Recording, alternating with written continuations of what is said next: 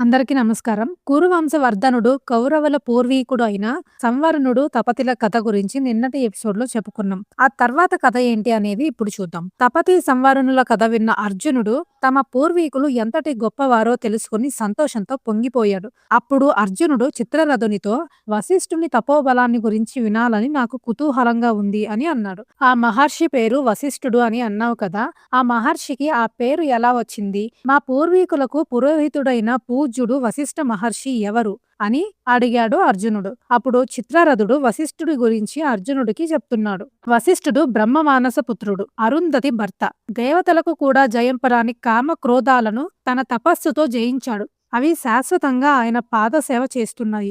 ఇంద్రియాలను అదుపులో ఉంచినవాడు కాబట్టి ఆయన వశిష్ఠుడు అయ్యాడు. విశ్వామిత్రుడు వశిష్ఠ మహర్షికి చేసిన అపరాధం వలన తీవ్ర కోపం వచ్చినా ఆ వశిష్ఠుడు ఉదార బుద్ధి కలవాడు కాబట్టి కుశిక వంశం అంటే విశ్వామిత్రుడి వంశనాశనానికి ఒడిగట్టలేదు. విశ్వామిత్రుడు వశిష్ఠుడి కుమారులను సంహరించినా దానికి ప్రతీకారం చేయగల శక్తి ఉండి కూడా విశ్వామిత్ర వినాశనానికి ఎటువంటి ఘోర కృత్యాన్ని చేయలేదు వశిష్ఠుడు. అంతటి మహాత్ముడైన ఆ వశిష్ఠుణ్ణి పురోహితునిగా పొంది ఇక్ష్వాకు రాజులు అంటే మీ పూర్వీకులు ఈ భూమిని పరిపాలించారు. ఆ రాజులు ఋషి శ్రేష్ఠుడైన వశిష్ఠుణ్ణి పురోహితునిగా స్వీకరించిన తర్వాత ఎన్నో యజ్ఞాలు కూడా చేశారు. రాజులు యజ్ఞాలు చేయడం వలననే ఆ రాజ్యం, దేశం, ఆ దేశంలోని ప్రజలు కూడా సుభిక్షంగా ఉంటారు. కాబట్టి అర్జున, నువ్వు కూడా ధర్మానికే ప్రాధాన్యం ఇచ్చేవాడు, వేద ధర్మం ఎరిగినవాడు, గుణవంతుడు అయ్యి నీకు నచ్చిన వారిని ఎవరినైనా పురోహితునిగా ఏర్పాటు చేసుకో. అర్జున, భూమండలాన్ని జయించాలి అనుకున్న ఉత్తమ క్షత్రియుడు రాజ్యాభివృద్ధి కోసం ముందుగా పురోహితుణ్ణి నియోగించుకోవాలి. భూమిని గెలవదలిచిన రాజు బ్రాహ్మణుణ్ణి ముందు ఉంచుకోవాలి అని అన్నాడు చిత్రరథుడు. అప్పుడు అర్జునుడు, ఎవరి ఆశ్రమాలలో వారు నివసించే విశ్వామిత్ర వశిష్ఠులకు ఏ కారణంగా వైరం ఏర్పడింది, అది మాకు సవిస్తరంగా చెప్పు అని అన్నాడు. అప్పుడు గంధర్వుడు వశిష్ఠోపాఖ్యానం గురించి చెప్తాడు. కాన్యకుబ్జ పట్టణంలో గొప్ప రాజు ఉండేవాడు. ఆయన పేరు గాధి. ఆ గాధి కొడుకు కుశికుడు. ఆ కుశికుడు ధర్మస్వరూపుడు. ఆయనకి ఒక కొడుకు ఉన్నాడు. అతనే విశ్వామిత్రుడు. ఆ విశ్వామిత్రుడికి పెద్ద సేన, అనేక వాహనాలు ఉన్నాయి. ఒకరోజు విశ్వామిత్రుడు తన మంత్రులతో కలిసి కీకారణ్యంలో వేటాడుతూ ఉన్నాడు. అలా వేటాడుతూ ఒక అందమైన ప్రదేశంలో మృగాలను, వరాహాలను వేటాడుతూ అలసిపోయి ఆకలి దప్పులతో వశిష్ఠాశ్రమానికి వచ్చాడు. వశిష్ఠ మహర్షి తన ఆశ్రమానికి వచ్చిన విశ్వామిత్రుణ్ణి సత్కరించి అర్ఘ్యపాద్యాలను ఇచ్చి స్వాగత సత్కారాలతో విశ్వామిత్రునికి ఆతిథ్యం ఇచ్చాడు. మహాత్ముడైన వశిష్ఠునికి కోరికలు తీర్చగల ఒక ఆవు ఉంది. ఆ ఆవు ఏది కావాలంటే అది ఇస్తుంది. ఆ ఆవు గ్రామీణుల అన్నాన్ని, ఆటవికుల ఫలమూలాలను, పాలను, షడ్రసోపేత భోజనాలను, పానీయాలను, వివిధ భక్ష్యాలను, లేహ్యాలను, విలువైన రత్నాలను, వివిధ వస్త్రాలను కూడా ఆ కామధేను ఇవ్వగలదు. సర్వ విధాల సంపూర్ణమైన ఆహార పదార్థాలతో విశ్వామిత్రుని పూజించాడు వశిష్ఠుడు. ఆ కామధేనువుని చూసి ఆశ్చర్యపడిన ఆ విశ్వామిత్రుడు ఆ నందిని అనే ఆవును అభినందించాడు. పరమానందపడిన ఆ రాజు వశిష్ఠునితో, బ్రహ్మర్షి, తమకు 10 కోట్ల ఆవులను ఇస్తాను, లేదా నా రాజ్యాన్ని ఇచ్చేస్తాను. నందినిని నాకిచ్చి రాజ్యాన్ని అనుభవించండి అని అన్నాడు. అప్పుడు వశిష్ఠుడు, మహారాజా, ఈ నందిని దేవ అతిథి పితృకార్యాలను నిర్వహించడానికి, యాగ హవిస్సుగా వినియోగించడానికి పాలనిస్తూ నా దగ్గర ఉంది. నీ రాజ్యమంతా ఇచ్చినా సరే నందినిని ఇవ్వలేను అని అన్నాడు వశిష్ఠుడు. అప్పుడు విశ్వామిత్రుడు, నేను క్షత్రియుడను, మీరు తపస్సులు చేసుకునేవారు బ్రాహ్మణులు, ప్రశాంత చిత్తులు, జితేంద్రియులు కూడా. అటువంటి మీలో పరాక్రమం ఏముంటుంది? నేను 1,000,000 ఆవులను ఇస్తానన్న నందినిని నాకివ్వనంటున్నారు. నా ధర్మాన్ని నేను వదలను. బలవంతంగా ఈ ఆవును తీసుకెళ్తాను. నేను క్షత్రియుడనే కాని బ్రాహ్మణుడను కాదు.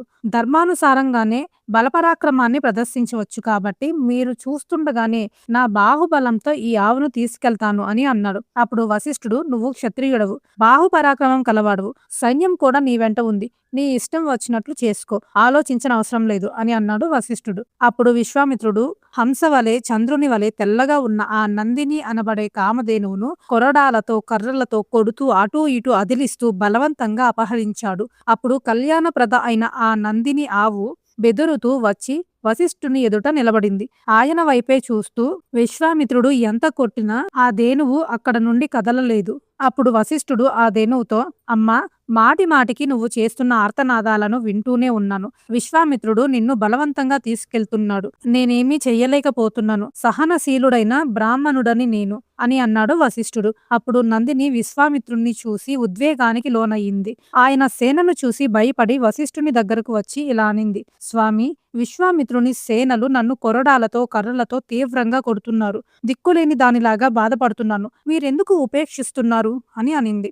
నందిని అలా బాధపడుతున్నా కూడా వశిష్ఠ మహర్షి కలత పడలేదు.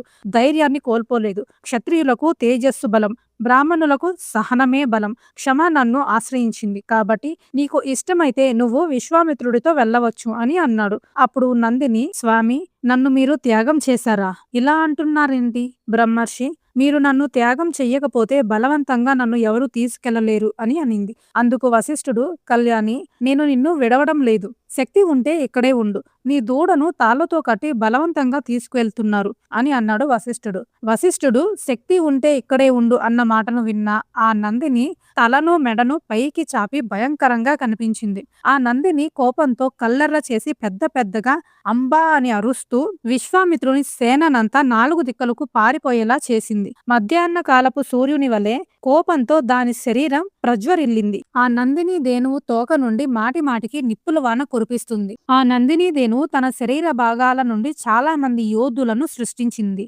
దాని తోక నుండి పల్లవులు, పొదుగు నుండి ద్రవిడులు, సుకులు అంటే మధ్య ఆసియాకి చెందిన వాళ్ళు, యోని ప్రదేశం నుండి యవనులు అంటే గ్రీకు వంటి దేశాలకు సంబంధించిన వాళ్ళు, గుదం నుండి ఎంతో మంది శబరులు అంటే అడవిలో నివసించే గిరిజనులు వెలువడ్డారు. మూత్రం నుండి కొందరు శబరులు, పక్కల నుండి పౌండ్రులు అంటే బెంగాల్ ప్రాంతానికి చెందిన వాళ్ళు, కిరాతులు అంటే హిమాలయ ప్రాంతాల్లో నివసించే వేటగాళ్ళు, యవనులు, సింహలులు అంటే శ్రీలంక ప్రజలు, బర్బరులు అంటే మామూలు జనం లేదా విదేశీ జనం, ఖసులు అంటే హిమాలయ ప్రాంత ప్రజలు, వీరందరినీ సృష్టించింది ఆ ధేనువు. అదే విధంగా నురుగు నుండి చిబుకులు అంటే మధ్య ఆసియా ప్రజలు, పులిందులు అంటే అడవి గిరిజనులు, చీనులు అంటే చైనా ప్రజలు, హూనులు అంటే విదేశీ జాతులు, కేరళులు అంటే కేరళ ప్రజలు మొదలుగా గల వివిధ మ్లేచ్ఛ జాతులను సృష్టించింది. ఆ నందిని సృష్టించిన వివిధ మ్లేచ్ఛ గణాలు వివిధ కవచాలను కప్పుకొని వివిధ ఆయుధాలను ధరించి ఉన్నారు.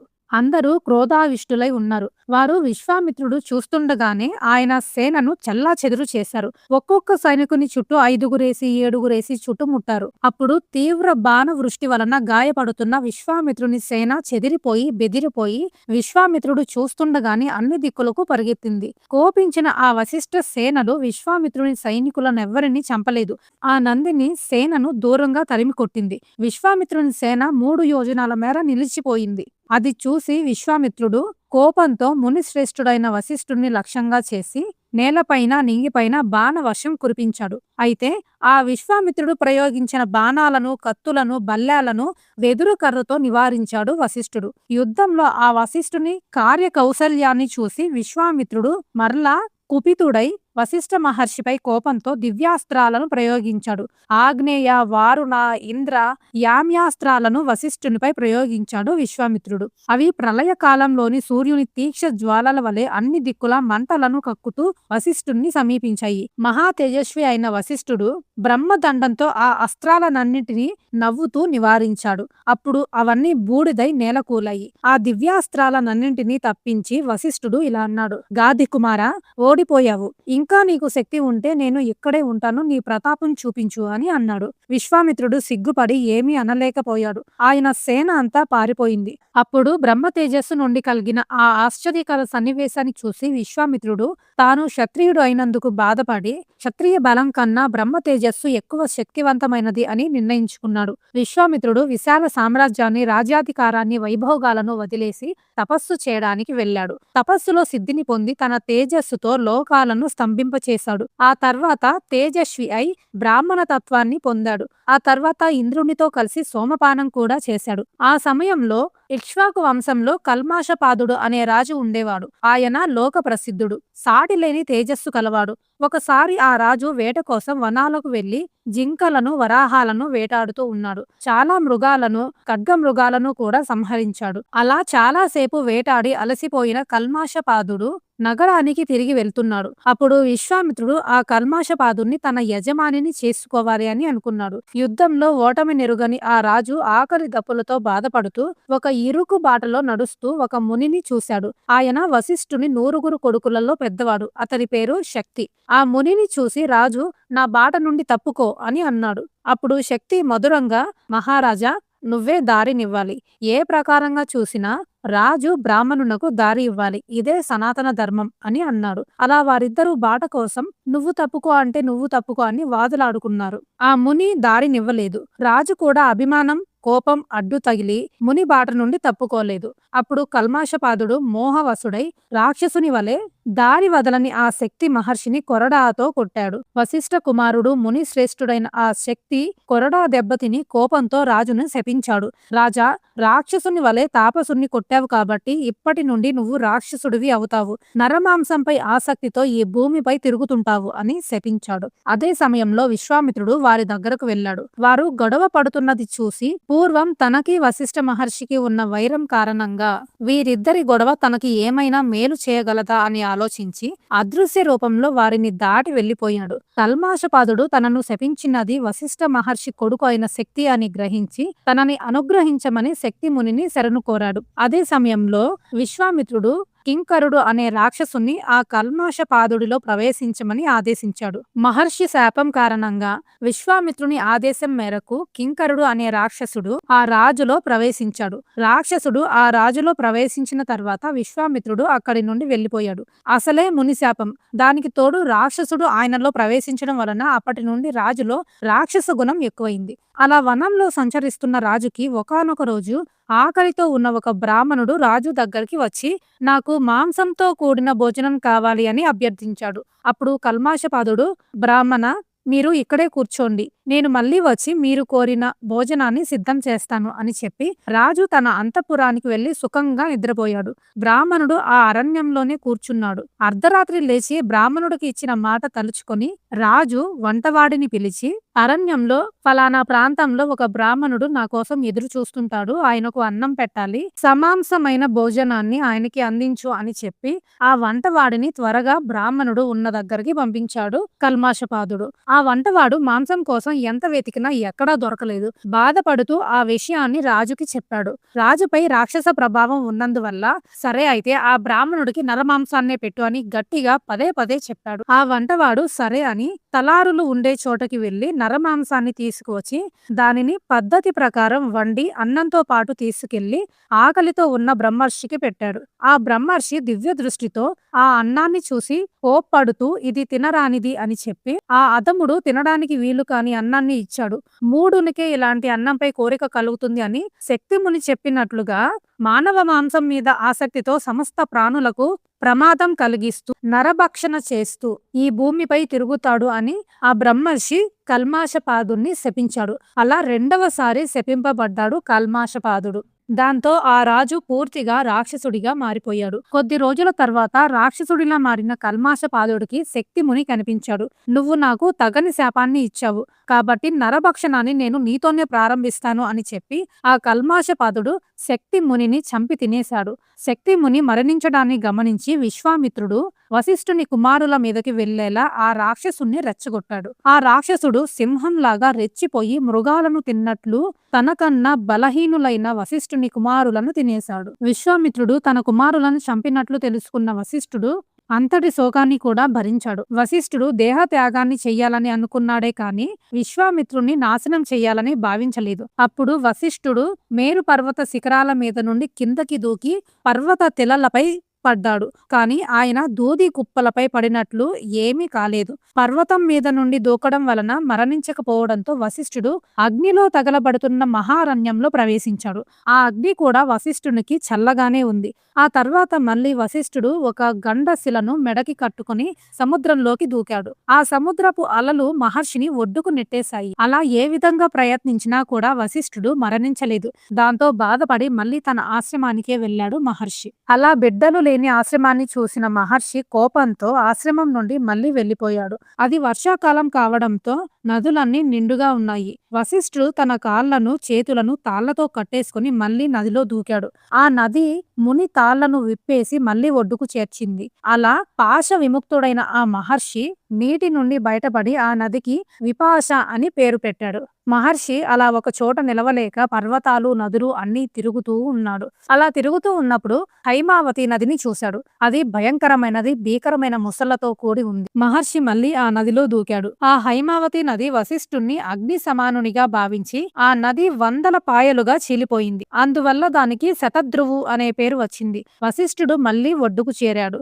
దాంతో మరణించడం అసాధ్యమని గ్రహించి వశిష్ఠుడు మళ్ళీ తన ఆశ్రమానికి వెళ్ళాడు. ఆ ప్రయాణంలో ఆయనకి అదృశ్యంతి అను పేరు గల కోడలు అతని వెంటే ఉండింది. మహర్షి ప్రయాణిస్తున్నప్పుడు అతనికి స్వరబద్ధమైన వేదాధ్యయన శబ్దం వినిపించింది. అది షడంగాలతో అలంకరింపబడి స్పష్టంగా అర్థమవుతుంది మహర్షికి. అప్పుడు వశిష్ఠుడు నా వెనక వస్తుంది ఎవరు అని ప్రశ్నించాడు. అప్పుడు అదృశ్యంతి నేను తపోదీక్షతో ఉన్నాను, శక్తి భార్యను అని వశిష్ఠుడితో చెప్పింది. కుమారి, ఈ వేదాధ్యయన ధ్వని ఎవరిది? ఈ స్వరం గతంలో నా కుమారుడైన శక్తి వేదాధ్యయనం చేస్తున్న స్వరంలాగా అనిపిస్తోంది అని అన్నాడు. అప్పుడు అదృశ్యంతి నీ కుమారుడైన శక్తి కొడుకు నా గర్భంలో ఉన్నాడు. ఇప్పటికీ 12 సంవత్సరాల నుండి నా గర్భంలోనే వేదాభ్యాసం చేస్తున్నాడు అని అనింది. ఆ మాట విన్న వశిష్ఠ మహర్షి పరమానందంతో సంతాన ప్రాప్తి ఉంది అని అనుకొని మరణించాలి అనే ఆలోచనని మానుకున్నాడు. అప్పుడు కోడలితో పాటు ఆశ్రమానికి వస్తున్న వశిష్ఠ మహర్షి ఒక అరణ్యంలో కల్మాషపాదుని చూశాడు. రాక్షసుడిలా మారిన ఆ కల్మాషపాదుడు వశిష్ఠ మునిని చూడగానే కోపంతో ఆయన్ని తినాలని అనుకున్నాడు. ఆ రాక్షసుని చూసిన అదృశ్యంతి భయంతో వశిష్ఠుడితో ఇలా అనింది. ఆ రాక్షసుడు పెద్ద కర్ర తీసుకుని ఇటే వస్తున్నాడు. దండాన్ని చేతపట్టి ఉన్న యమధర్మరాజులాగా కనిపిస్తున్నాడు. మహర్షి, మీరే ఈ రాక్షసుని నిలవరించాలి. వీడు మనల్ని తినడానికే వస్తున్నాడు అని అనింది. అప్పుడు వశిష్ఠుడు భయపడొద్దు, ఈ రాక్షసుడు వలన భయం లేదు. వాస్తవానికి అసలు ఇతను రాక్షసుడే కాదు. భూలోకంలో పరాక్రమంలో ప్రసిద్ధికెక్కిన కల్మాషపాదుడు అనే రాజు శాపం కారణంగా భీకరమైన రూపాన్ని ధరించి ఈ అరణ్యంలో నివసిస్తున్నాడు అని అన్నాడు. తమ మీదకి వస్తున్న ఆ రాక్షసుని చూసి వశిష్ఠ మహర్షి హుంకారంతో ఆయనను నిలవరించాడు. ఆపై మంత్రజలాన్ని ఆయనపై చల్లి తన యోగ శక్తితో ఆ రాజుని శాపం నుండి విముక్తుణ్ణి చేశాడు. అలా 12 సంవత్సరాల తర్వాత కల్మాషపాదుడు శాపం నుండి విముక్తి పొందాడు. సంధ్యాకాలంలో సూర్యుడు ఆకాశాన్ని ప్రకాశింపచేసినట్లు ఆ మహావనాన్ని తన తేజస్సుతో రంజింపచేశాడు కల్మాషపాదుడు. ఈ విధంగా కల్మాషపాదుడు వశిష్ఠుని వలన శాపం నుండి విముక్తిని పొందాడు. ఆ తర్వాత ఏం జరిగింది అనేది నెక్స్ట్ ఎపిసోడ్ లో చూద్దాం. అంతవరకు మన ఛానల్ కి సబ్స్క్రైబ్ చేయండి. ఈ వీడియోకి లైక్ చేయండి. అలాగే మీ ఫ్రెండ్స్ అండ్ ఫ్యామిలీ మెంబర్స్ కి షేర్ చేయండి. Thank you for watching. జై శ్రీరామ్.